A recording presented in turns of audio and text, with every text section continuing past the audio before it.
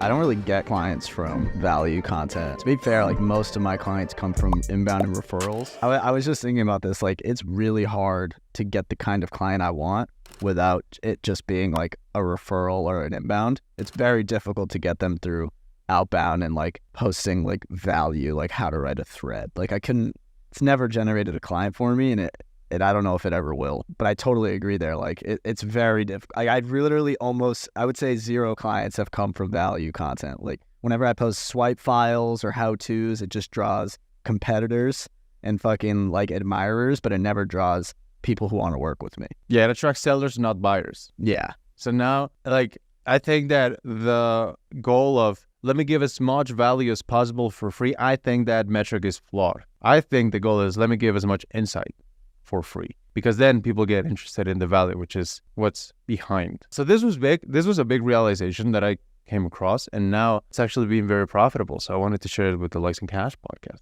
But to give you another example so that this is like maybe clearer, I had a video where I gave out my DM scripts. It did pretty well in regards to other videos in my channel. I kind of regret doing that video because everybody started using the same DM scripts, and then I kind of fucked myself. Right? It's like, shit. Yeah. That's what happened.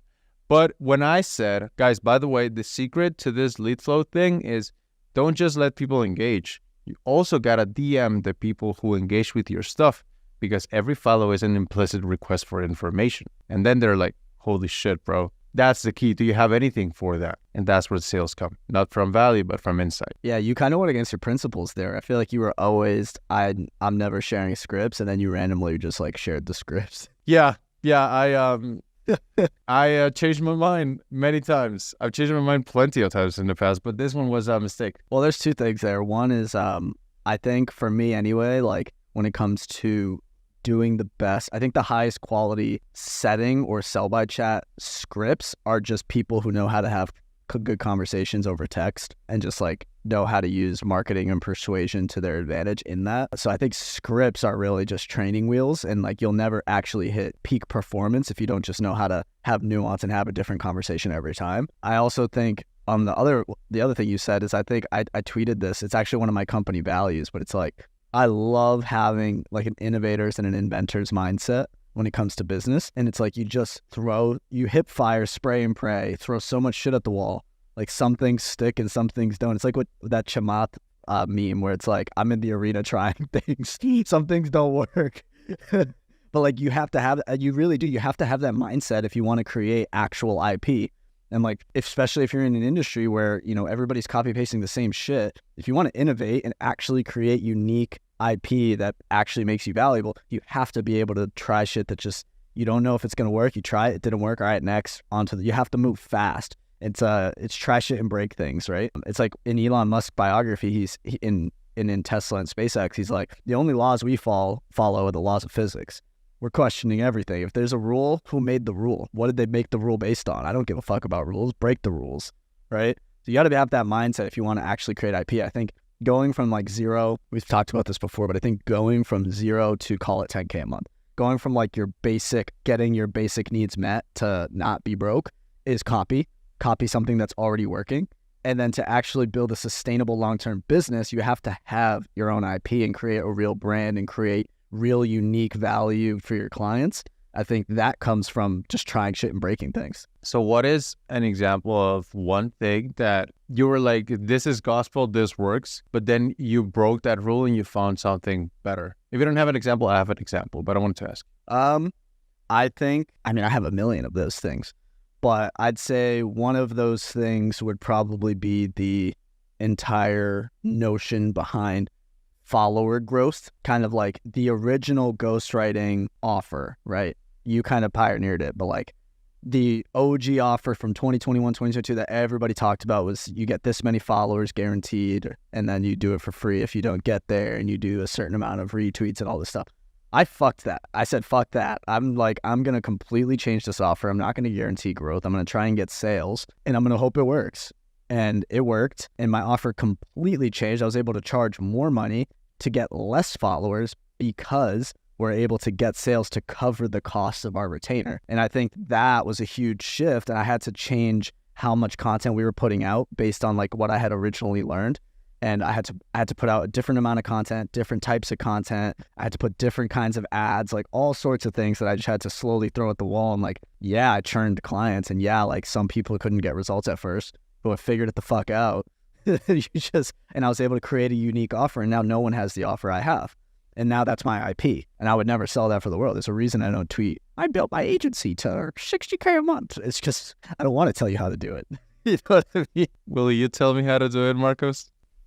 Yes. Oh, there you go. We just had a moment. That'll be $5,000. It's okay, man. If it can work, it works. I'll tell you one thing that changed my perspective. The need for calls to close clients.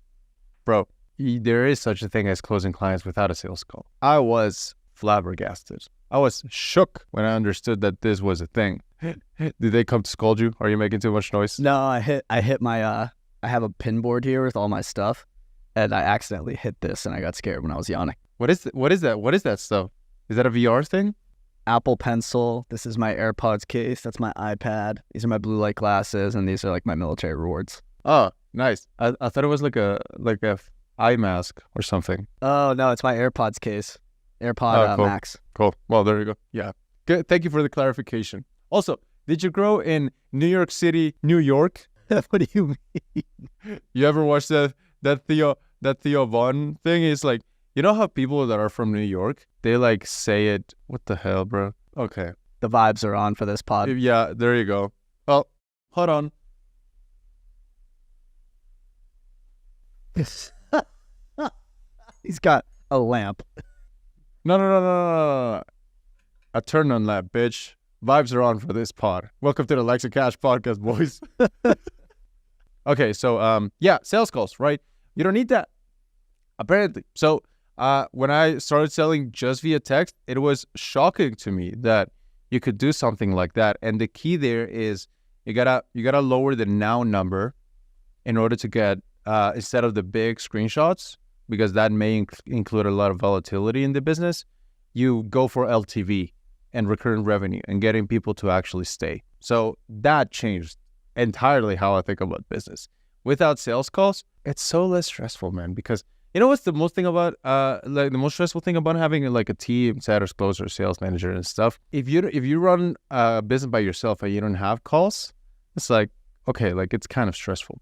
But knowing that they don't have calls because of you and they depend on you filling their calendar, that induced incredible amounts of stress on me, and I hated it. And now that we can do it without that, that completely changed my how I thought about business. I didn't think this was possible, but here we are. It's funny, Julia this past weekend, she just decided to like lock in this past weekend for the vibes, and she's like, I want to see how many leads I can just like close for the vibes, and she ended up closing like 2 paid in full, so 10K cash just over DMs with no calls, like literally paid in full with just voice notes.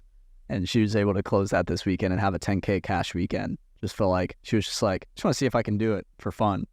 So we just worked all weekend, and we both closed clients, and it was fun. And she was able to do that over. I closed a DM, a sale over DM, and she closed 2 sales over DM. So we had a 16K cash weekend instead of going out and partying. Take that, Miami nerds. We don't party, so we just were like, let's just do that for the vibes. Is it because you don't like it? Yeah, I don't like it. I'm about to be 26. I went to college for 4 years, so like I kind of got my party bug out. Right. Cool. So yeah, I agree. So it's definitely a tool. You know, whether you do sales calls or not, like I think it's important to have the ability to do it without sales calls. And I learned that this weekend. Like I said, I closed a client, pretty much my first client over without a sales call this weekend.